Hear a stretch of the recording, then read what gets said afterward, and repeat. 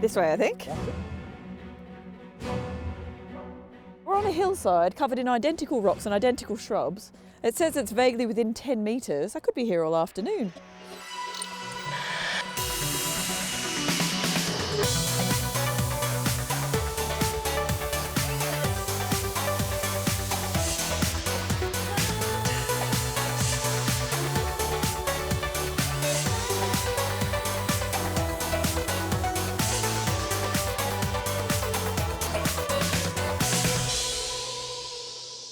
Hello and welcome to the travel show, coming this week from the Costa del Sol in southern Spain. Now, this region is really well known for its beaches, its holiday resorts, and sometimes its sunshine. But I'm here for a different reason. I'm here to check out geocaching. This is a huge international outdoor treasure hunt, and millions of people from all over the world will come to places like this to search for clues.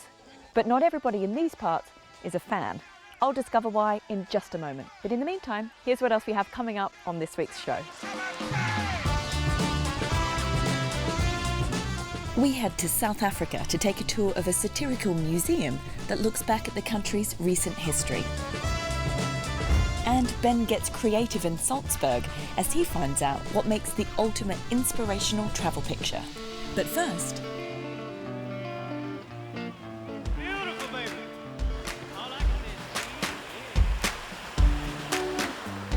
the southern Spanish region of Malaga draws tourists with its beaches and beautiful weather. But it's also appealing to a growing number of people who wander the hills here and all over the world in search of geocaches, small hidden packages left by other travellers. It's basically a worldwide game of hide and seek, and to play, all you need to do is download an app. So once you're all registered, signed in, you just need to go to search. You can search by location, use my current location, and it tells me there are 19 geocaches in my immediate vicinity. So it seems fairly straightforward so far. Hello, Toby. Hi there, you must be Krista. Pleased to meet you. Pleased to meet you too. Now here you're quite the geocaching guru. What's it all about? Basically, it's a real-world, high-tech, outdoor treasure hunt. We use GPS receivers like this, just handheld sat-navs, or a GPS-enabled mobile phone to search for hidden treasure. But it's not real treasure we're talking about here. Geocaches are usually just hidden containers with a logbook and sometimes a small trinket. There's no jewels or silver or rubies, anything like that. The fun is in the searching and visiting new places that many of them you wouldn't even know existed. I found that there are a few geocaches around this area, and it said there was one near this Buddhist temple, this Buddhist stupa. Indeed there is. There is? Yeah, should we go and find it? I'd love to go find it. Okay. We're joined by Toby's friend Mike, a fellow geocaching enthusiast. This way, I think.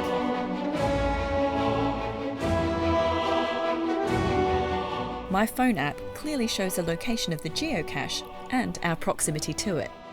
So it says it's over there, but that's basically through the bush. Do you wade through with a machete? Well, if you wish, if you can, if you've got one in your pocket. Personally, I'd rather go the easy way, round the path a bit lower. Oh, what kind of adventure is that? Apparently the trick is to look for something that's a little out of place, an unusual rock, for example, and the geocache may just be stashed nearby. But it's easier said than done. But we're on a hillside covered in identical rocks and identical shrubs everywhere. It says it's vaguely within 10 metres. I could be here all afternoon. 5 metres! 5 metres! Thankfully not, however. After a few minutes of searching, eureka. Oh, hang on. Hang on! Well done! I almost went straight past it. All right. Well, this shouldn't be here. That's it. It's not part of the natural environment. Geocaching! Yes! Your first geocache. Oh look, here we go. Now I just have to sign the logbook to prove that I've found it and hide the geocache again for the next person. For other geocaches in the future, I've left my mark. Geocaching officially began in the year 2000 and has since grown from just one GPS enthusiast to over 10 million participants worldwide. Their caches are hidden in locations all around the world, from near the famous Hollywood sign in Los Angeles to the top of Mount Everest, and there's even a registered off-world location on the International Space Station. Altogether, there are over 2.5 million geocaches to be found across 180 countries. This means rich pickings for geocaches, but it can present some problems, as happened recently in Belo Claudia, the ruins of an ancient Roman settlement on the Spanish coast near Tarifa. Somebody had the bright idea of putting a geocache in this modern dry stone wall edging the car park here. But what they probably didn't anticipate were geocachers who would descend on this place and start pulling the rocks out of this wall and causing structural damage. In this case, no precious archaeological features were damaged, but local authorities have taken the issue seriously. The geocaching community does issue clear guidelines about how and where to hide a cache, and encourages subscribers and reviewers to report any inappropriate locations and remove them from the listings. It's a new activity which may bring economic development to the people and towns. In principle, it must be supported, but it's clear that we need to establish parameters and a standard of behaviour for the people involved. The key, according to Toby, is to follow official guidelines when hiding a cache. You shouldn't put them in things like national parks or areas of outstanding national beauty without some form of permission, and you shouldn't put them in dangerous areas, like on the edges of cliffs. Common sense, really. And there's only one way to learn how to do it properly, and that's to hide a cache ourselves. We're including what's known as a trackable, an item that can be taken by other geocaches around the world and can be tracked via a unique code. So we can track this? All set to go. A travel show luggage tag should do the job nicely. And how about maybe tacking another little one? That one just up on the top. And that's absolutely perfect. All right. Your first geocache. Yes. So I wonder who's going to find it. It's not hard to see why geocaching has caught on.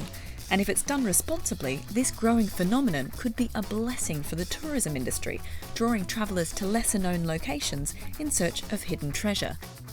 And if you're wondering what happened to our travel show Trackable, it was last seen almost 1,500 miles away from Malaga in Germany. Who knows where it will travel to next?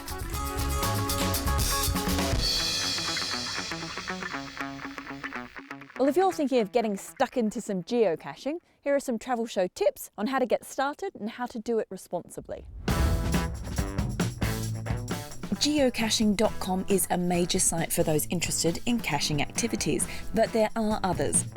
Waymarking.com, for example, uses existing natural, man-made and historical places as caches, while terracaching.com focuses on the quality of caches rather than their quantity. If you want to hide your own geocache, make sure you have the landowner's permission and you don't damage property or the environment. A full set of guidelines is on the geocaching.com website. They also recommend you don't hide your own until you've found at least 20 already. That way, you're more likely to know what makes a great geocache. Still to come on this week's Travel Show. We meet the South African satirical character so loved she has a street named after her. Next up this week, Ben heads to Salzburg in Austria. While its hills may be alive with the sound of music, one image has been drawing tourists there for centuries. And as Ben discovers, inspiring travel pictures can be simply irresistible. We've all been there. You're looking at travel photos online and thinking, I wish I was there. Well, this time it's less wishing and more going. And obviously, reality doesn't always quite match up to the edited versions on Instagram, but travel photos are a massive part of social media. I tend to share a fair few myself. One thing I'm yet to master though, is how to get those likes and favorites into the hundreds and thousands. Well, here in Salzburg, one picture has been drawing in tourists way before anyone had heard of Instagram. And it has a museum named after it.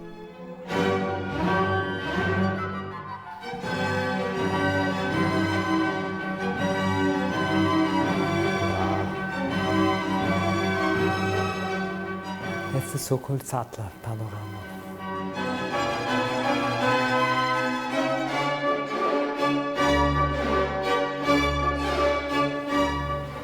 I think it may be the biggest painting I've ever seen. Yes, you see the whole city, the whole surrounding of Salzburg in the beginning of the 19th century. Wow. And is this the old city? So this is the dome, and here is the museum. Wow, the detail is just unbelievable.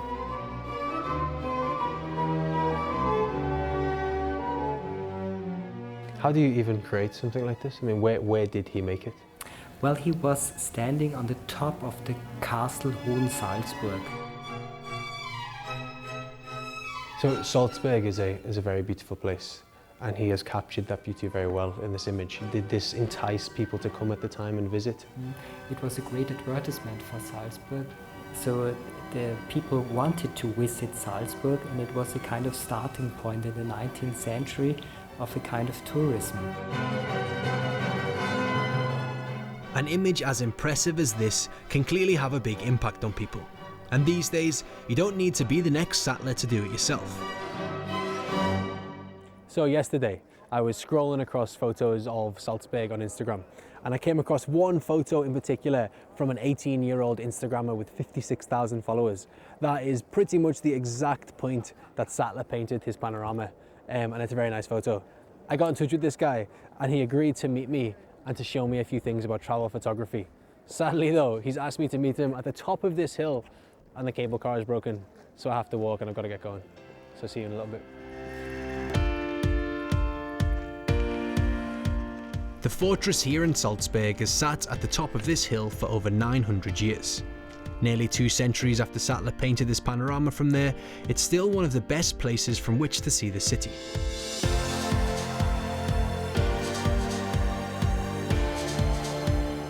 With 56,000 followers, Nicholas Gray is what can only be considered an Instagram star in Austria. Hey Nicholas. Hey, nice to meet you, I'm Ben. Nice to meet you too. Hey, you're gonna make me an Instagram superstar. Yes, I'm giving you some tips about Instagramming.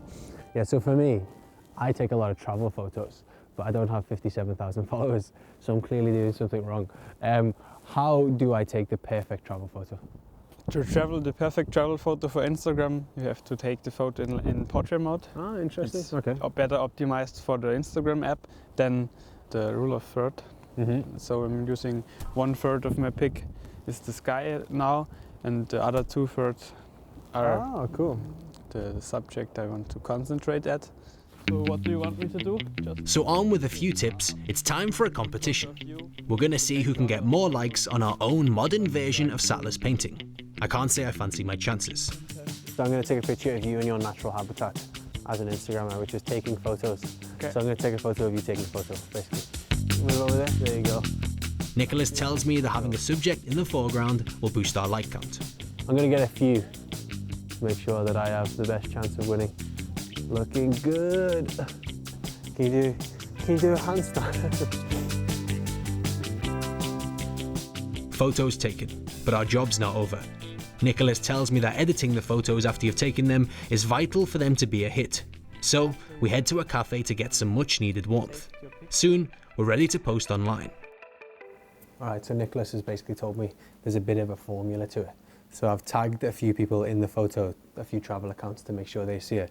And now I'm posting one comment full of hashtags, another full of more accounts, and then some more hashtags to see whether people see it and to get more likes, basically. So while we wait to see how well those photos do, how long do you spend on Instagram? If I have time for it, about 2 to 3 hours. Each day? Yeah. It opens up more possibilities. You get actually things for free, traveling for free. Are you taking these photos to inspire people to visit different places? Yeah. It's actually just I'm impressed from these places I actually capture, and why not sharing it with the world? Okay, so the moment of truth. It's been about 25 minutes. Let's see how many likes we have. I am not looking forward to this. I have a healthy 20 likes in 25 minutes. You have how many? 442.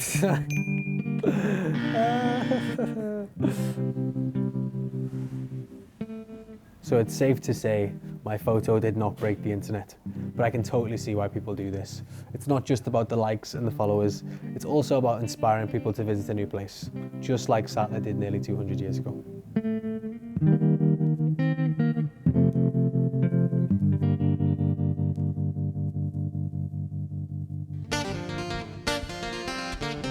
And finally this week, we're kicking off a special season of travel show stories from South Africa.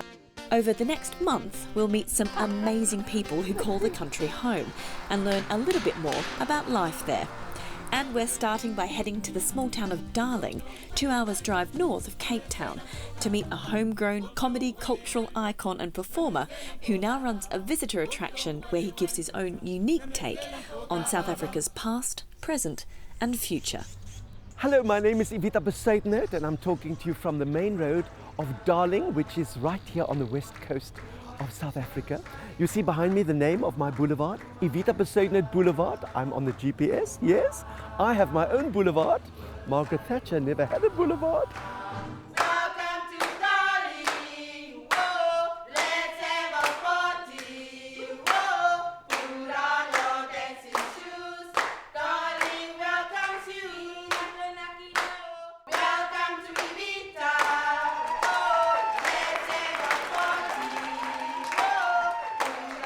I think through the theatre I realized that my life as a white South African was wrong. Something was not decent about the way we were living. But now we must look forward. Look at us here. Here we are in Darling on a Sunday. People in a state of civil war do not come to Darling for lunch on a Sunday because we're not in a state of civil war. It was extraordinary in 1975 doing my first female character, and it was illegal to wear female clothes. And I just realized that breaking those laws were part of the survival, but breaking it through laughter. It was like taking that crystal and dropping it on the cement floor. That's where the audiences started enjoying me, because they realized they could laugh. The government of the day became my best script writers. Scotty, that is God Save the Queen. We are a republic. There are no queens in South Africa.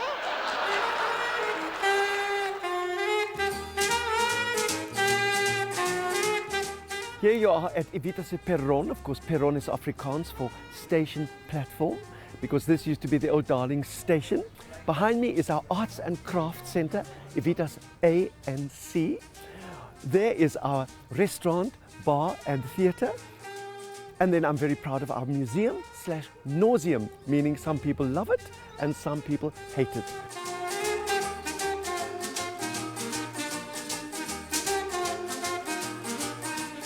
Hey, walala wasala. Yeah, that's my first Xhosa phrase that Nelson Mandela taught me. Walala wasala. You snooze, you lose. Well, here we are in Jurassic Park, and we have the gravy train here, as you can see. I really celebrate the fact that we are 21 years into a democracy that I think is pretty good considering where we come from. I try to reflect where we come from to just make them aware of how easily bad politics can reinvent itself. And then, of course, Eugène Blanche, who at the time was the big hope for the right white wing, kept on getting drunk and falling off his horse. So he has fallen off his horse and is lying behind here. So I really think that if there's something I can contribute to the future, it is to cook for reconciliation, and I'm doing that in Lutuli House. I've put the ANC on a diet, especially the cabinet. What? Ag nie my magtig, die donders is te vet. I mean, you look at a fat politician, you immediately think of the thin voter. I will not be politically correct, because till I was 50 years old, apartheid was politically correct. So toughies, I'm not going to do it. And so I do hopefully offend people, but not all the time. That's too exhausting. I learned to shorthand in my one-man shows during the early 1980s, knowing that if I left the stage, they could get me. They were waiting behind the curtain. So I would bring all my costumes onto the stage with me and change in front of the audience, and that's become my style. I still do that.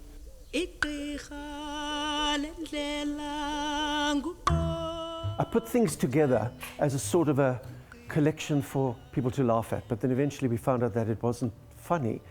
The humor actually was at their fear of the past and the memories of the past. For example, a wonderful picture Winnie Mandela sent me in the middle of the 1980s, in which she wrote, "Dear Mr. Ace, the day you do me on stage, please look like this." And I do. She also used to send me messages from Nelson Mandela when he was imprisoned. And then, of course, this was one of my favorite pictures, dressed as Evita next to Nelson Mandela after she interviewed him for a television program. And when I said to him, "Mr. Mandela, do you remember what I look like without her hair?" And he said, "No." And I said, "Shall I take off the hair?" And he said, "Yes." And I took off Evita's wig and he said, "Oh no, please put it back on." Laughter was the legacy of Nelson Mandela in my life. Wait for next year before you go to Disneyland. Come to us first because we've more fun. We've got some fabulous people in this country on every level of our society. There's nothing like the real thing. To really smell the air, to smell the vineyard, to listen to the dog barking. And it is, you just got to come and just enjoy it for yourself and drive down the Evita Bezuidenhout Boulevard and just enjoy a town called Darling.